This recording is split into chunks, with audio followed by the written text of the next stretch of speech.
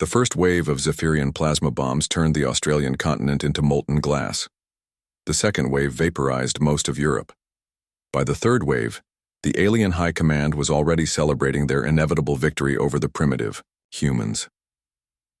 Commander Vexthul adjusted his ceremonial combat spines as he watched the tactical display aboard the flagship Dominion's Wrath.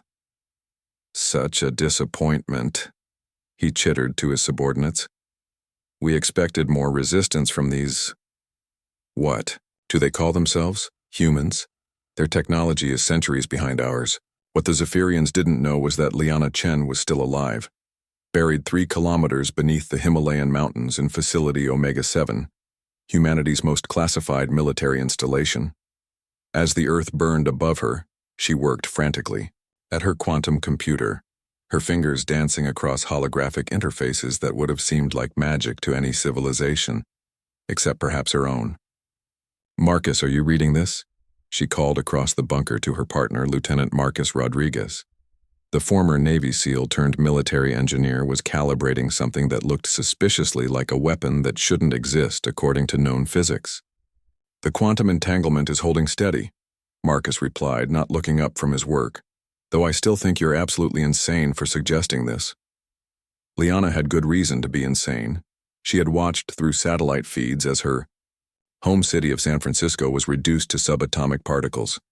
Her parents, her sister, her nephew's first birthday party that she'd missed for this assignment, all gone in brilliant flashes of alien superiority.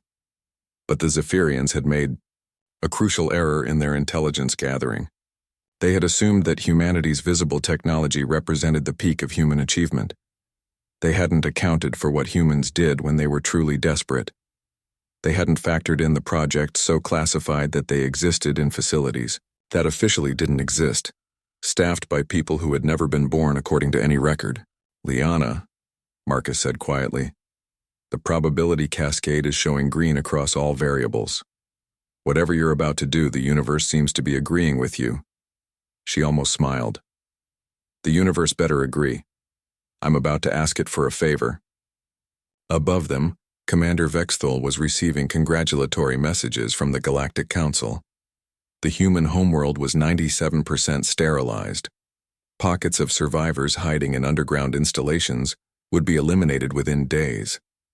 The human species would join the catalog of extinct civilizations that had dared to exist in territory claimed by the Zephyrian Empire. Liana's fingers paused over the final activation sequence. What she was about to attempt had never been tested at this scale. The math worked barely, but the math had worked for atomic weapons too, right up until they weren't sure if they might ignite the atmosphere and end all life on Earth. The difference was, this time, she was already watching everything she loved burn. She pressed the sequence. Deep in the quantum substrate of reality itself, something impossible happened. Every Zephyrian ship in the solar system, every weapons platform, every communication array, suddenly experienced what human physicists had theoretically termed localized timeline displacement. Commander Vexthul was in the middle of composing his victory report when his bridge crew began screaming. The view screen showed Earth, not the molten wasteland they had created, but Earth as it had been 3 days ago. Green continents, blue oceans, 7 billion humans going about their daily lives completely unaware that they had already died. What is the meaning of this? Vexthul demanded. His science officer's tentacles were trembling. Sir, our sensors are detecting a massive quantum distortion. The humans appear to have reversed their planetary timeline while keeping our fleet locked in the present temporal frame. That's impossible. No species has that level of quantum manipulation. Our databases show humans barely achieved faster-than-light travel. What the Zephyrians' databases didn't show was that humans had a talent for hiding their most dangerous discoveries until they needed them.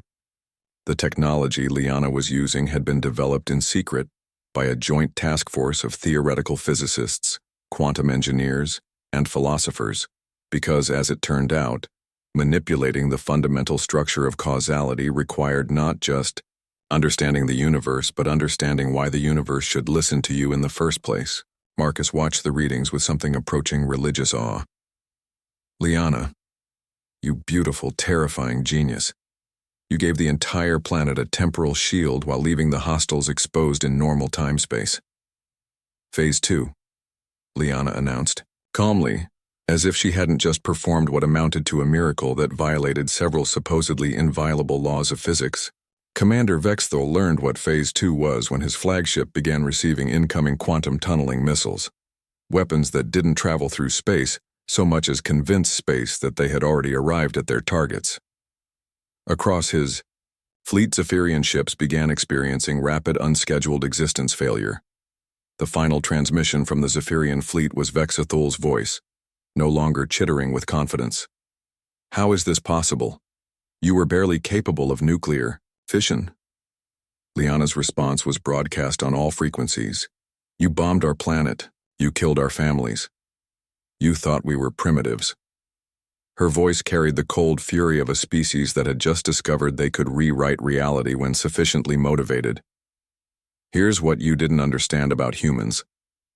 We don't just get mad. We get creative. The Zephyrian Empire's records would show that their finest fleet simply vanished while attacking a primitive world. The few survivors spoke of impossible human technologies that bent the universe itself to humanity's will. Earth's timeline reset. Marcus and Liana emerged from facilities that had never existed to prevent a war that had already been won. And, somewhere in classified files that no one would ever read, new project codenames appeared. Timeline Guardian, Quantum Sovereignty, and Causality Weapon. The galaxy's other civilizations eventually learned a valuable lesson. Never assume that a species' visible technology represents their actual capabilities, especially if that species calls itself human, especially if you've just given them a really, really good reason to get creative.